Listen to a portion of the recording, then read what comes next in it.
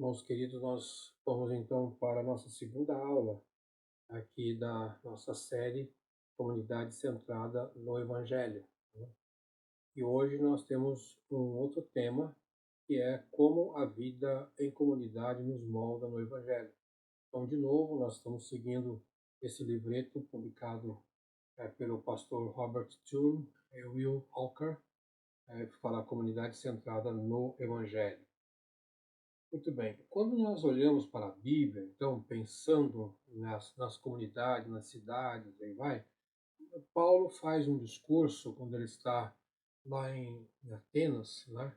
Então, não lembra daquela um pouco de confusão que houve em Atenas, porque Paulo visitou onde tinham os deuses gregos e encontrou lá uma espécie de um santuário vazio, né?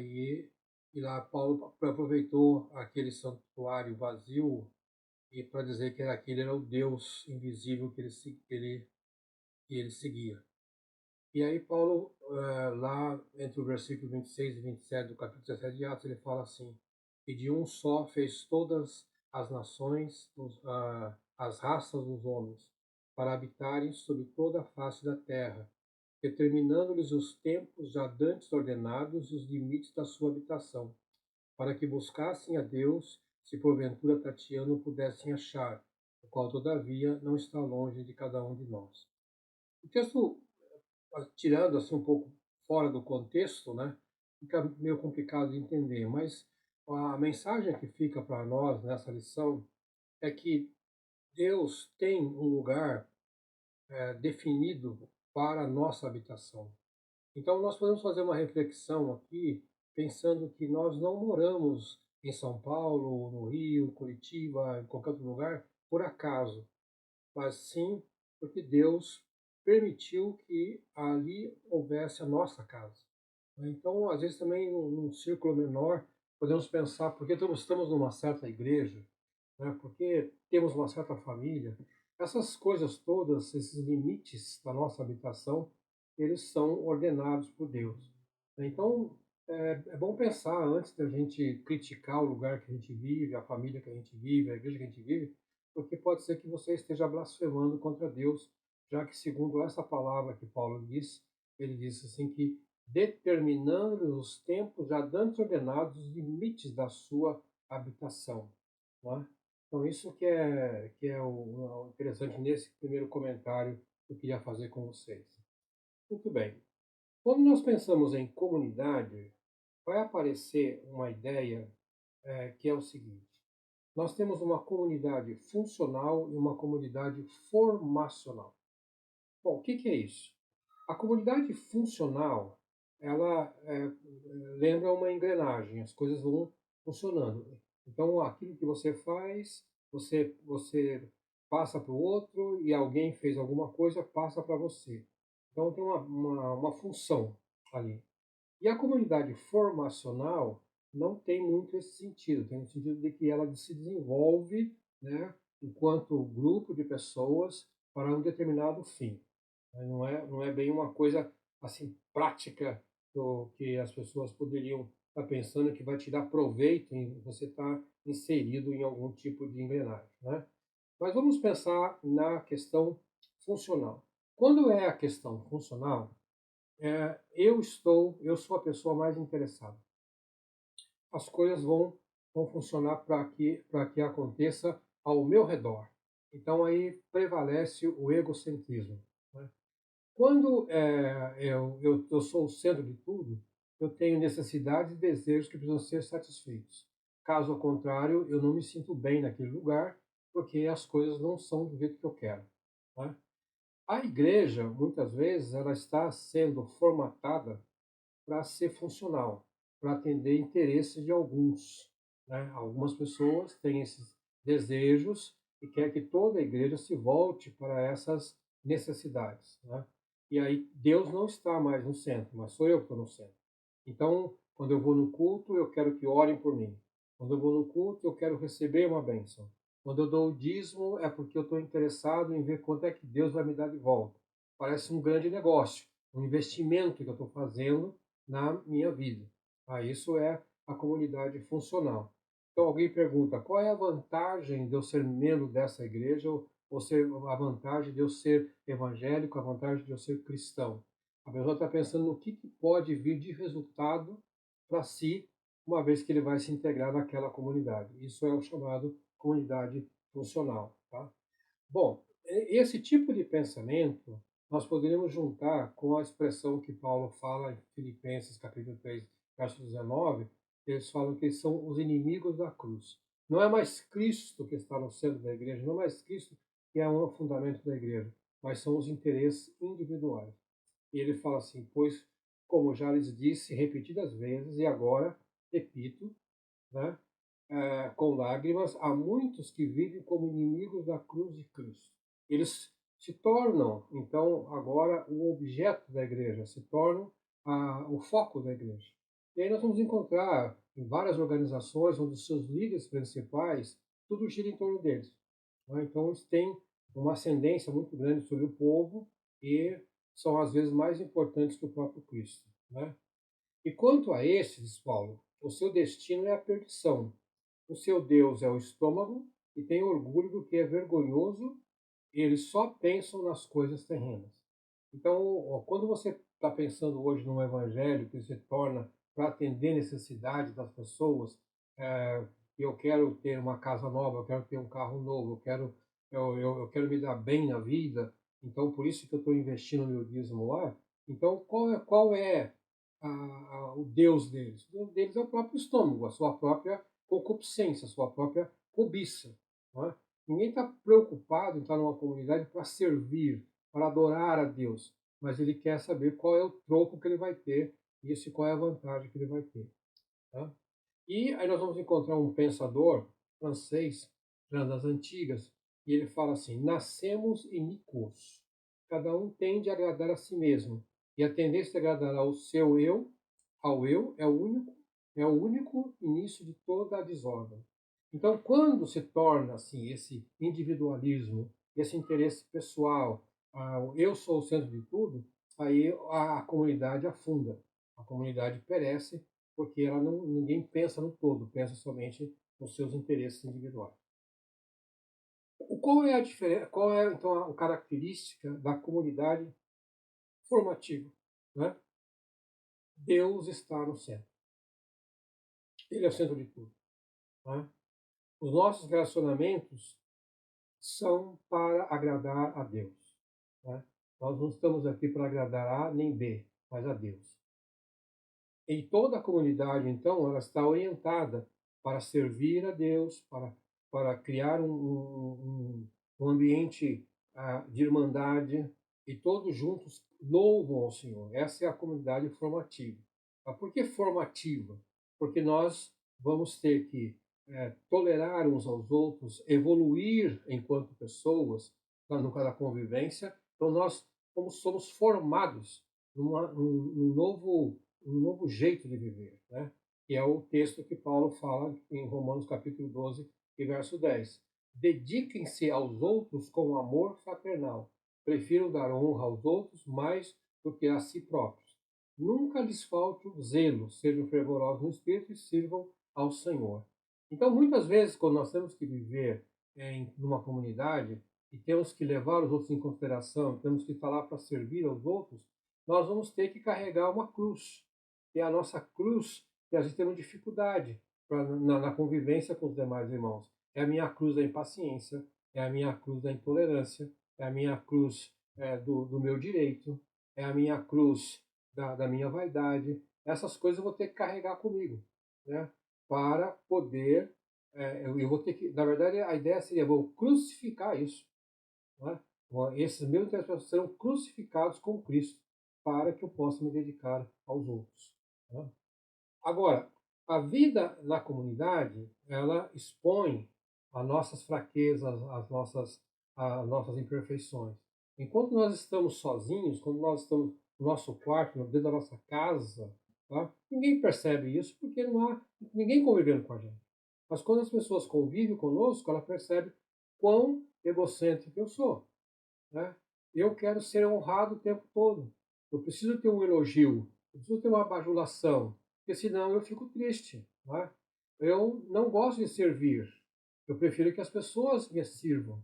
Então eu não estou lá para dar o meu tempo em prol do meu irmão, da minha irmã, daquele que está doente, daquele que está necessitado, daquele que precisa de uma palavra de apoio. Eu não tenho paciência com isso, porque na verdade eu espero que os outros é que venham ter essa atenção que estão sendo requerendo de mim. Né? Então eu também não sou submisso, porque na final de contas eu sou o mais importante. Como vou me submeter a uma outra pessoa? Como vou me submeter a uma orientação de um líder? Não vou, não é nisso. Tá? E aí eu quero que todos venham a mim. Não é? Então esse é a ideia de essas características, esse perfil é que vai expor com o nosso eu, né? A nossa carne, a nossa parte humana das questões. Tá? Bom, e isso é muitas vezes, né, é influenciada pela comunidade que nós vivemos. Né? Nós adotamos a linguagem dela, a mentalidade dessa comunidade que eu vivo, do ambiente que eu estou vivendo. Tá? Então, muitas vezes a gente vai notar hoje que nós já estamos incorporando um modo de ser moderno. Né?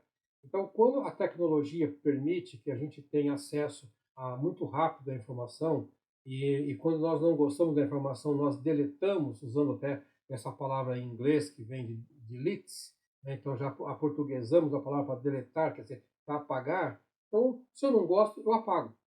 Então isso vai para o nosso relacionamento também. Se eu não gosto de uma certa pessoa, eu apago a pessoa da minha relação de convivência. Né? Então, se você está no grupo de WhatsApp, se eu estou no Facebook, se eu estou no Instagram, então eu escolho quem é que vai estar comigo. Quando uma pessoa faz um comentário que não me agrada, eu simplesmente bloqueio a pessoa. Sim, acabou. Então, isso está trazendo esses hábitos assim, de tecnologia para o nosso dia a dia. Não quero mais saber de A nem de B. E aí eu vejo que o profeta Isaías fala assim: Então gritei, ai de mim, estou perdido, pois sou um homem de lábios impuros e vivo no meio de um povo de lábios impuros. Os meus olhos viram o rei do Senhor.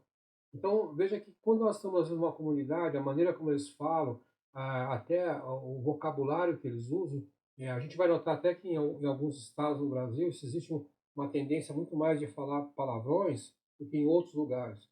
E é comum as pessoas usarem, às vezes, palavras não muito agradáveis entre si, como se fosse normal, uma conversa normal. E para outros é escândalo, porque ele está contaminado por aquele ambiente de lábios impuros.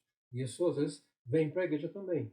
A maneira como nós nos dirigimos aos nossos irmãos não é uma maneira, às vezes, respeitosa. É uma maneira agressiva, porque o mundo é agressivo. Né? Porque a linguagem é agressiva. E na comunicação que nós estamos exercendo hoje, nas mídias sociais, então, muitas vezes, é fácil de você usar uma linguagem que o mundo usa e você não percebe como que aquele irmão vai receber aquela mensagem. Ele pode ficar magoado com você, porque você está num ambiente que trata as pessoas dessa forma. Então é bom refletir sobre isso, se o ambiente em que eu estou não vai moldar a minha forma de falar, a minha forma de pensar, diferente daquilo que o Evangelho quer de mim. Muito bem. Então nós vamos pensar agora um pouquinho mais sobre uma comunidade tóxica, ou seja, uma comunidade ela perturba a minha vida, que ela não me dá paz. Então, se você encontrar, por exemplo, algum texto bíblico que vai falar o seguinte aqui para nós, ó, Tito 1, 10, 12. Pois há muitos insubordinados que não passam de faladores enganadores, especialmente os do grupo da circuncisão. É necessário que eles sejam silenciados, pois estão arruinando famílias inteiras, ensinando coisas que não devem, e tudo por ganância. Um dos seus próprios profetas chegou a dizer: cretenses sempre mentirosos, feras malignas, glutões e preguiçosos. Então, Paulo faz um alerta para Tito, né? Tito era um dos líderes de uma daquelas igrejas da época primitiva, do primeiro século. Fala: olha, cuidado com esses que estão vindo com esses hábitos desse povo aí, dessa comunidade que não tem a Deus no seu coração. Não é? Então eles são insubordinados, eles falam demais, eles enganam, não é? E, às vezes querem, no caso aqui ele fala do grupo da circuncisão, quer dizer, os grupos judaizantes queriam implantar a lei e não a graça de Cristo. Né? Então, fala assim, Tito, façam com que eles se calem. Não deixem contaminar o rebanho. Então, é nesse sentido que Paulo está falando com ele, né? E aí você veja que quando ele cita esse poeta de Creta, o poeta faz uma crítica àquele povo daquele lugar, né? Então veja que eles eram mentirosos, eles eram malignos, né? E comilões. E isso vinha uma influência para a igreja. Então é uma comunidade tóxica que muitas vezes tenta também atingir a própria igreja, né? Bom, quando Cristo está, então, no centro, quando Deus está no centro da nossa vida, né? Então eu confio mais na graça de Deus, na misericórdia dele, não no meu direito. Eu estou no plano de Deus, eu consulto a Deus o que o Senhor tem para a minha vida. Eu não quero fazer aquilo que me agrada, mas aquilo que agrada a Ti. Tá? Eu amo ao invés de usar as pessoas. Então, alguns líderes, né, algumas pessoas na igreja, eles querem usar as pessoas para o seu próprio interesse. Então, é comum vocês, a gente entrar dentro da igreja, fazer parte da comunidade, para ver se faz negócio dentro da igreja, para ver se aumenta a sua clientela dentro da igreja. Tá? Então, ali tem um interesse econômico. Agora, quando eu amo, eu entro na comunidade para servir, para poder oferecer ajuda, para poder compartilhar com eles. Tá? E aí, quando há conflitos, e existem conflitos, porque toda a comunidade vai ter diferentes opiniões, vai ter pessoas de diferentes procedências e origens, esses conflitos nós trabalhamos como chances de melhorar a nossa vida espiritual. Os nossos talentos, nossos dons são aplicados exatamente para poder trabalhar com esses conflitos. Quando Deus está no centro da nossa vida, esse é o perfil da comunidade que nós estamos vivendo. Bom, um ponto de reflexão é: Deus é o centro de tudo. Tudo pertence a Deus. Ao agir por minha conta, eu torno-me um Deus. Então, se eu estou num grupo onde as coisas precisam ser do jeito que eu penso, na verdade não é Deus que está no controle. Eu estou no controle, eu virei uma espécie de Deus, né? Agora, vitórias e derrotas, alegrias e tristezas, saúde e enfermidades ocorrem e podem ocorrer sempre pela permissão de Deus. Não significa que uma comunidade cristã evangélica não terá doentes, poderá ter. Deus muitas vezes permite que passemos por dificuldades para que possamos aperfeiçoar nossa fé, para que possamos desenvolver mais paciência, para que possamos orar mais, para que outras coisas importantes da nossa vida possam ser desenvolvidas com melhor qualidade, né? Quando Paulo fala assim, tudo posso naquele que me fortalece, não é nenhum grito de ufanismo aqui, não é nenhum grito, um mantra que você vai gritar como se você pudesse superar tudo. Na verdade, precisa ler, entender o contexto que Paulo está falando. Ele fala assim: eu sei estar na alegria, eu sei estar na tristeza, eu sei estar na cadeia, eu sei estar livre, eu sei disso, eu experimentei isso, experimentei aquilo. Então, depois de ser um homem muito experiente, com altos e baixos na sua vida, com vitórias e derrotas, com vergonhas, com cadeias, com um monte de coisa, ele sabia que eu posso suportar qualquer coisa. Aqui tudo eu posso. E nada vai abalar a minha fé em Deus, né?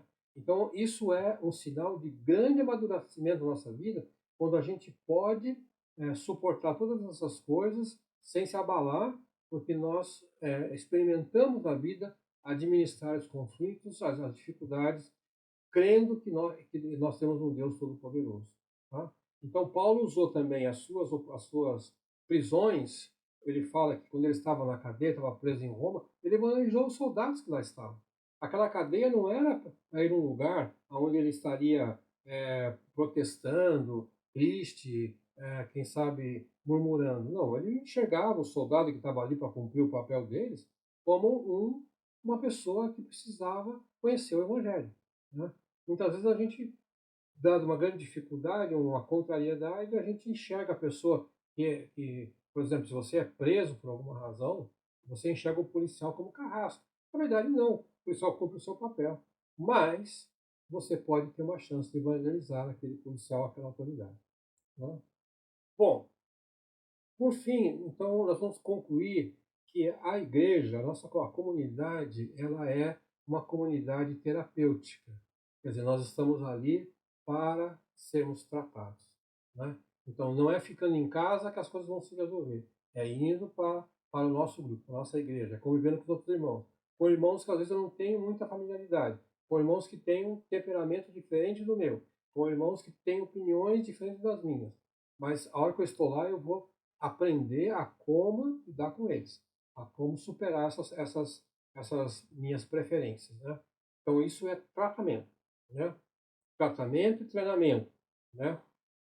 Para exercer o meu ministério. Tá?